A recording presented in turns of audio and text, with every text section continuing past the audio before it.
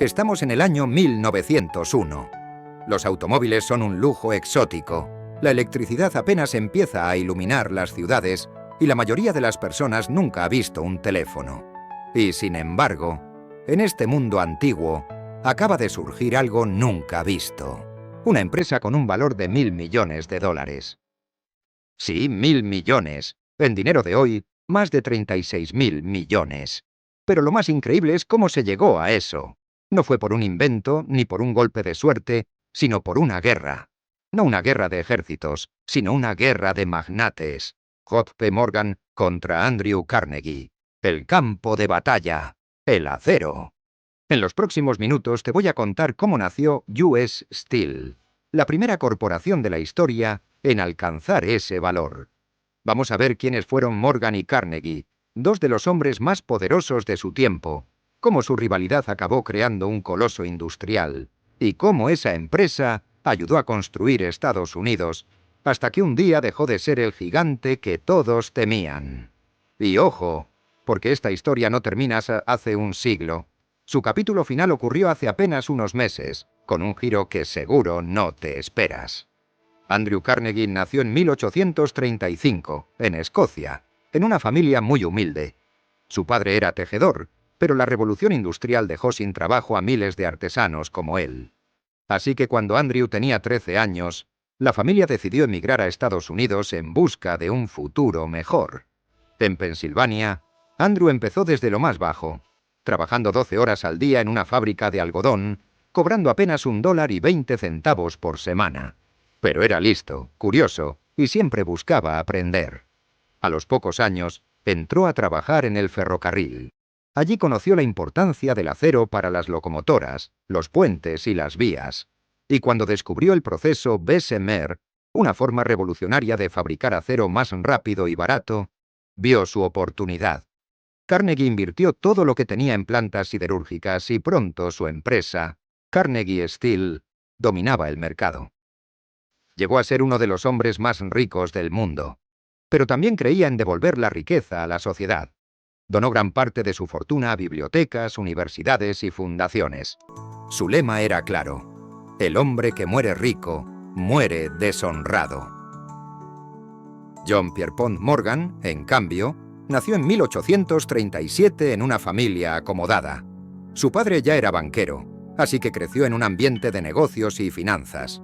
Desde joven demostró que tenía una habilidad excepcional para negociar, reorganizar empresas y, sobre todo, para crear gigantes industriales fusionando compañías. Morgan no fabricaba nada con sus propias manos.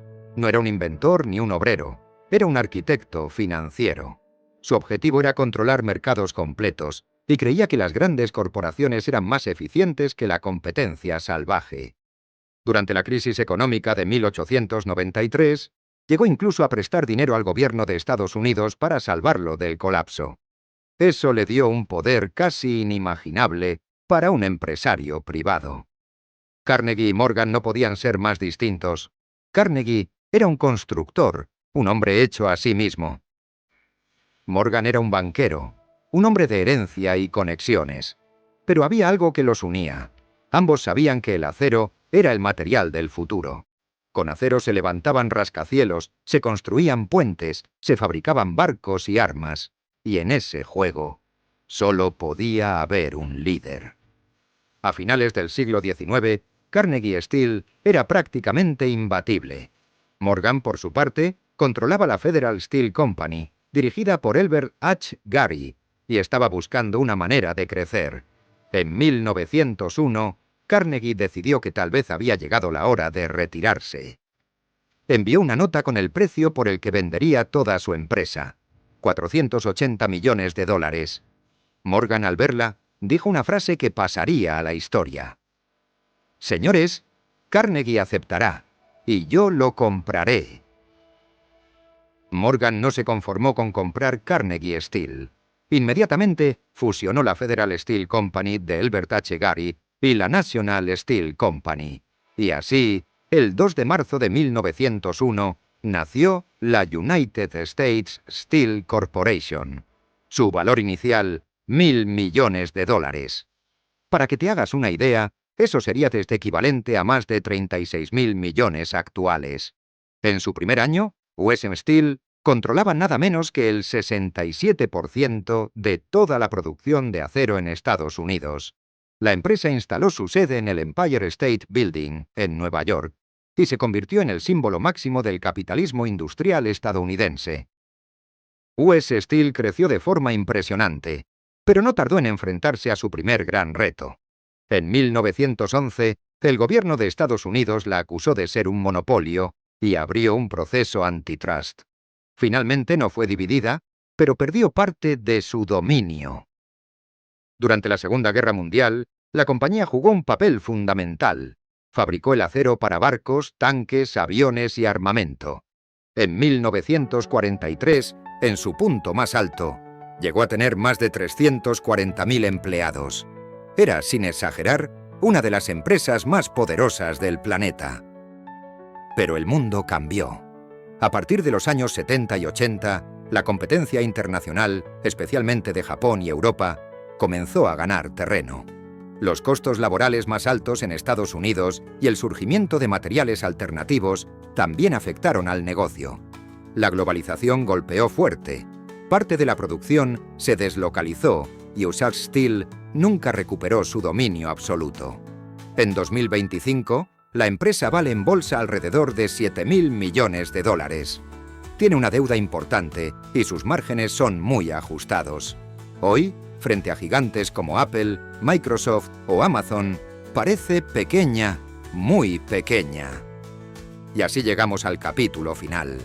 En diciembre de 2023, Nippon Steel, la mayor siderúrgica de Japón, anunció la compra de US Steel por 14.100 millones de dólares. Un gigante que nació para dominar el mundo del acero, que en su momento fue el orgullo de Estados Unidos, ahora pertenece a una empresa extranjera. La historia se cierra con una lección. Ninguna compañía, por grande que parezca, está a salvo del cambio. US Steel construyó puentes, rascacielos y barcos. Fue un símbolo de poder y de progreso, pero el tiempo y la globalización la convirtieron en una sombra de lo que fue. La gran pregunta es, ¿les pasará lo mismo a las grandes tecnológicas del siglo XXI? ¿Apple, Google o Tesla seguirán aquí dentro de 100 años?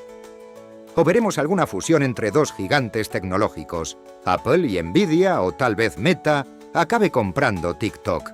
¿Te lo imaginas? Un movimiento así en nuestros días sacudiría el mercado financiero global. Déjame tu opinión en los comentarios y si quieres más historias de economía que parecen sacadas de una película, suscríbete y activa la campanita. Porque la historia de los negocios está llena de giros inesperados.